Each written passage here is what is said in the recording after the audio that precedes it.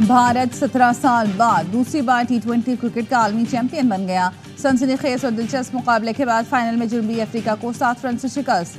बुमराह की शानदार बॉलिंग जनूबी अफ्रीका से जीता हुआ मैच छीन लिया। बारबाडोस में भारत ने पहले खेलकर 7 विकेटों पर 176 रन बनाए। भारत ने किसी भी T20 वर्ल्ड कप फाइनल का सबसे बड़ा टोटल बनाया। विराट कोहली बड़े मैच में 76 रन बनाकर मैच के हीरो करार। अक्षर पटेल ने 47 रन बनाए। जनूबी अफ्रीका हदफ के ताकुब में 8 विकेटों पर 169 रन बना सकी। हेनरी क्लासेन की 52 रन की इनिंग्स ड्रैग आ गई। भारत के जसप्रीत बुमराह 15 विकेट लेकर टूर्नामेंट के बेहतरीन खिलाड़ी करार।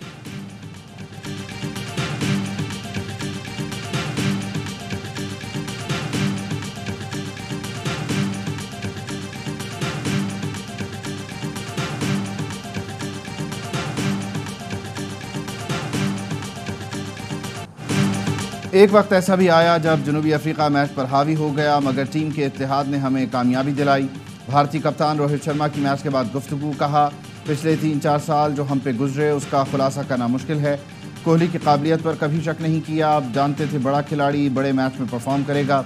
जनूबी अफ्रीका के कप्तान मार्करम ने कहा, जीत के बहुत करीब थे, बदकिस्मती से फिनिश लाइन अबूर न कर सके। इस शिकस्त को भुलाने में वक्त लगेगा, लेकिन इवेंट में अपनी टीम की कारकर्दगी पर फख्र है।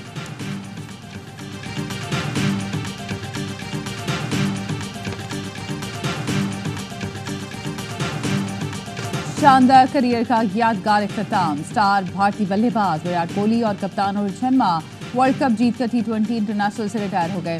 कोहली ने फाइनल में 76 रन की इनिंग्स खेलकर प्लेयर ऑफ द मैच का एजाज हासिल किया। कहा, अब नौजवानों को मौका देने का वक्त आ गया। एक वक्त ऐसा लग रहा था कि मैच भारत के हाथ से निकल गया। जनूबी अफ्रीका ने मैच को कंट्रोल कर लिया था, जीतना चाहिए था। बासित अली का हर लम्हा पुरजोश में तज्जिया। कहा, जनूबी अफ्रीका को भी यकीन नहीं आ रहा होगा कि हार गए हैं।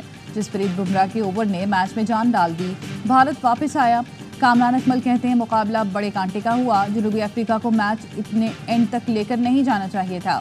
भारतीय टीम ने बेहतरीन खेला, मुबारकबाद की मुस्तहिक है। हार्दिक पांड्या ने साबित किया वो बेहतरीन ऑलराउंडर हैं। बड़ा मैच था, विराट कोहली जैसा बड़ा खिलाड़ी था, इसीलिए शानदार खेला। फैसल वावडा के खिलाफ तौहीन अदालत कार्रवाई का नहीं कहा था। जस्टिस अतमिनुल्लाह का रजिस्ट्रार सुप्रीम कोर्ट को खत।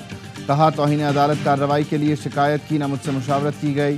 तौहीन अदालत मामले पर मेरा मौक़िफ़ अदालती फैसलों से वाज़ेह है। तासुर दिया गया। फैसल वावडा के खिलाफ कार्रवाई का आगाज़ मेरी शिकायत पर किया गया। तौहीन अदालत की कार्रवाई चलाने के लिए शिकायत दायर की, ना ही राय दी। मेरे खिलाफ जिस कदर तज़हीक आमेज़ या झूठी मुहिम चलाई, मैं किसी के खिलाफ तौहीन अदालत की कार्रवाई चलाने की राय नहीं रखता।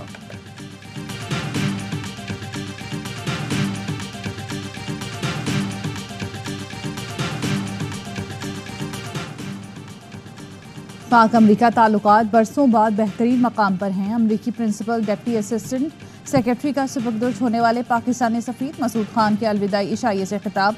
एलिज़ाबेथ हॉर्स्ट ने कहा कि ताल्लुकात की बहाली के लिए मसूद खान की कोशिशें काबिल तारीफ़ हैं। मसूद खान ने दोनों मुल्कों के दरमियान पुल का किरदार अदा किया। वो पाकिस्तानी अवाम और हुकूमत के गैर मामूली नुमाइंदे रहे। उनके दौर में दोनों मुल्कों में तिजारत, सेहत और एनर्जी सेक्टर में ताउन के नए मौके सामने आए।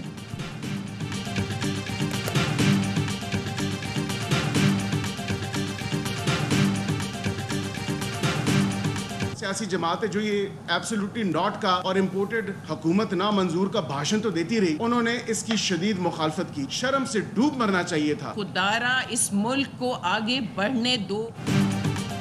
अमरीकी कांग्रेस में करारदाद PTI ने मंजूर करवाई। हुकूमती अरकान का इल्ज़ाम, PTI ने लॉबिंग फर्म के जरिए करारदाद मंजूर करवाई। नून लीग के रहनुमा बैरिस्टर अकील ने कहा, एब्सोल्युटली नॉट का भाषण देने वाली जमात ने कौमी असम्बली में करारदाद की मुखालफत की, अब ड्रामा कर रहे हैं। करारदाद का पता नहीं था।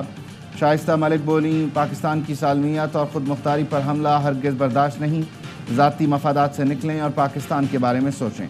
पंजाब असम्बली में भी अमरीकी कांग्रेस के करारदाद के खिलाफ करारदाद मंजूर। अमरीकी करारदाद पाकिस्तान के अंदरूनी मामलात में मुदाखलत करार। कहा गया, अमरीकी करारदाद यहूदी साजिश का हिस्सा है जो यहूदी लॉबी की तरफ से लाई गई। ईरान ने भी अमरीकी करारदाद की मजम्मत कर दी। ईरानी सफ़ीर रज़ा अमीरी मुक़द्दम ने कहा, करारदाद अक़वाम मुत्तहिदा के आज़ाद रुकन के मुल्की मामलात में खुली मुदाखलत है।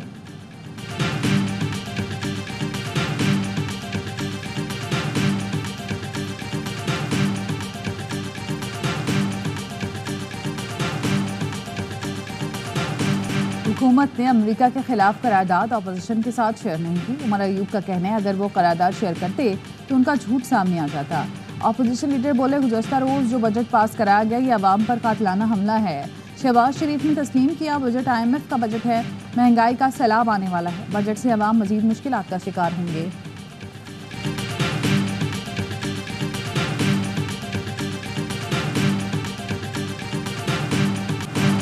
अफगानिस्तान के सरहदी इलाकों में कार्रवाइयाँ की, मुस्तकबिल में भी करेंगे। वज़ीर दिफा ख्वाजा आसिफ का BBC को इंटरव्यू। कहा अफगान सरजमीन से लोग आकर पाकिस्तान में कार्रवाइयाँ कर रहे हैं, हम उन्हें केक पेस्ट्री तो खिलाएंगे नहीं। ऑपरेशन अज़्म इस्तेहकाम फ़ौज की नहीं बल्कि हुकूमत की ज़रूरत है। चीन के तहफ़्फ़ुज़ात ज़रूर हैं, ऑपरेशन के लिए दबाव नहीं। PTI हुकूमत दहशतगर्दों के खिलाफ एक्शन लेने से हिचकिचाती रही क्योंकि वो उनके इत्तेहादी थे। मुज़ाकरात पर इस्टेब्लिशमेंट को एतराज़ नहीं, बानी की रिहाई से हमारे लिए कोई ख़तरा नहीं। सियासत में उतार चढ़ाव आते रहते हैं, उन्हें सियासी तौर पर हल करना चाहिए।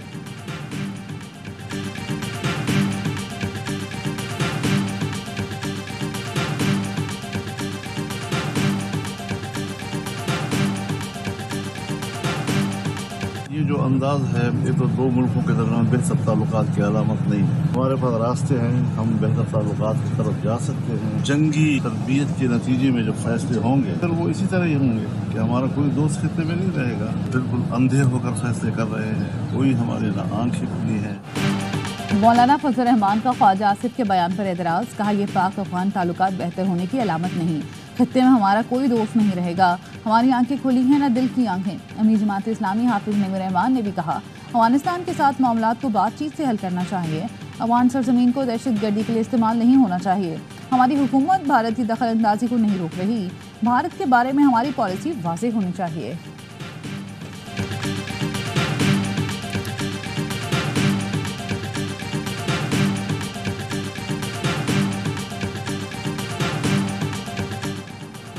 पाकिस्तान के बजट और IMF से मुताल्लिक़ अफवाहें बेबुनियाद और झूठी हैं, इसमें किसी किस्म की कोई सदाकत नहीं।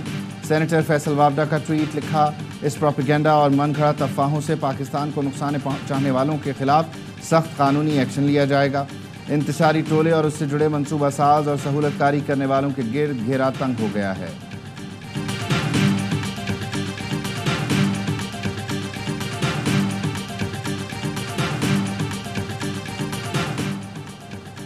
इखराजात में कमी के लिए हुकूमत का बड़ा इक़दाम। वज़ीर आज़म की हिदायत पर पाकिस्तान पब्लिक वर्क्स डिपार्टमेंट की तहलील पर अमल शुरू कर दिया गया।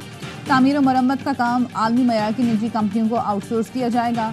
वज़ीर आज़म ने कहा मौशी हालात मुल्क के ख़जाने को नुकसान पहुँचाने वाले इदारों का मज़ीद बोझ बर्दाश्त करने के मुतहम्मिल नहीं।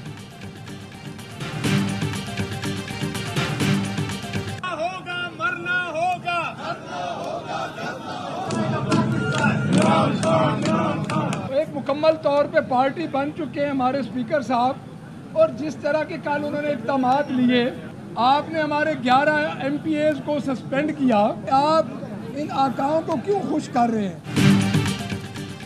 सुन्नी इत्तेहाद काउंसिल के मुअत्तल अरकान का पंजाब असम्बली के बाहर धरना। अपोजिशन लीडर बोले स्पीकर पंजाब असम्बली पार्टी बन चुके हैं, अपने आकाओं को खुश कर रहे हैं, आप 11 नहीं पूरे 107 अरकान मुअत्तल कर दें।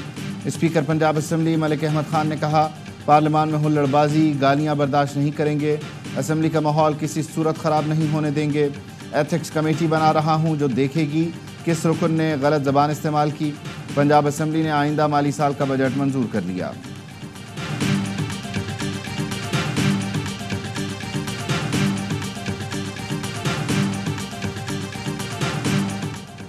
इलेक्शन कमीशन ने अदालती फैसले की गलत तशरीह करके बड़ी सियासी जमात को इंतखाबी अमल से बाहर किया।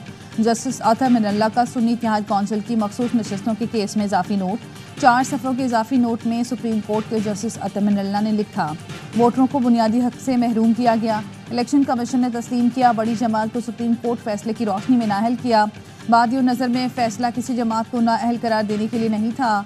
इलेक्शन कमीशन के वकील ने आम इंतखाबात की शफाफियत पर संगीन सवालात उठाए।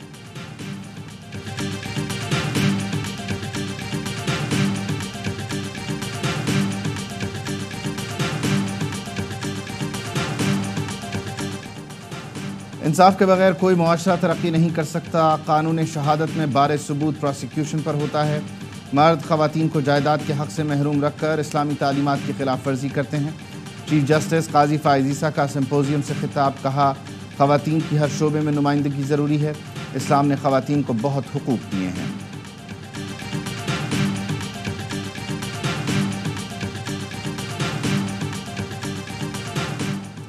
MQM वफ्दी बिलावल भुट्टो जरदारी से इस्लामाबाद में मुलाकात, सियासी और मौशी सूरत हाल पर तबादला ख्याल। सूबाई बजट में शहरी सिंध को नज़रअंदाज करने, अमन अमान के मसाइल पर गुफ्तगू। कराची में बढ़ती वारदातों, पानी और बिजली के हवाले से MQM ने तशवीश से आगाह किया। ज़मीनों पर कब्जों का मामला भी बिलावल के सामने रखा।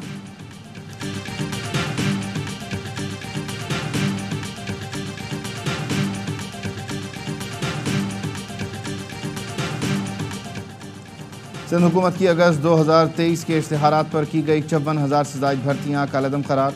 सिंध हाई कोर्ट ने MQM की दरख्वास्त पर फैसला सुना दिया। फैसले में कहा गया, मुस्तकबिल में वॉक इन इंटरव्यू की बुनियाद पर भर्तियाँ नहीं की जाएंगी।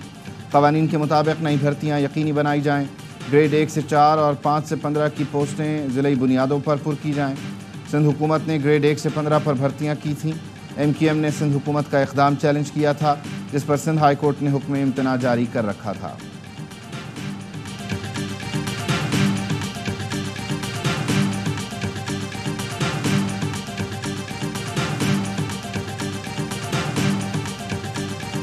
काफ़ी जगहों पे जो वैसे लोड शेडिंग होती थी वहाँ पे कमी आई है, और दीगर जगहों पे जहाँ पे आज भी लोड शेडिंग है 3 या 4 दिन के अंदर अंदर बतदरीज सब इलाकों से वो कम होती जाएगी। वज़ीर तवानाई सिंध नासिर हुसैन शाह का रात गए कि electric central load dispatch centre का दौरा। मीडिया से गुफ्तगू में कहा, शहर की बिजली की तलब के बारे में यूटिलिटी के इंतजाम का जायज़ा लिया कि इलेक्ट्रिक को चैलेंजेस का सामना है, सिंध हुकूमत ताउन फराहम करेगी। कराची के कुछ इलाकों में लोड शेडिंग में बेहतरी आई है कि इलेक्ट्रिक ने 3 से 4 रोज़ में लोड शेडिंग में कमी की यकीन दहानी करवाई है। सिंध हुकूमत आवाम को रिलीफ फराहम करने के लिए दिन रात कोशां है।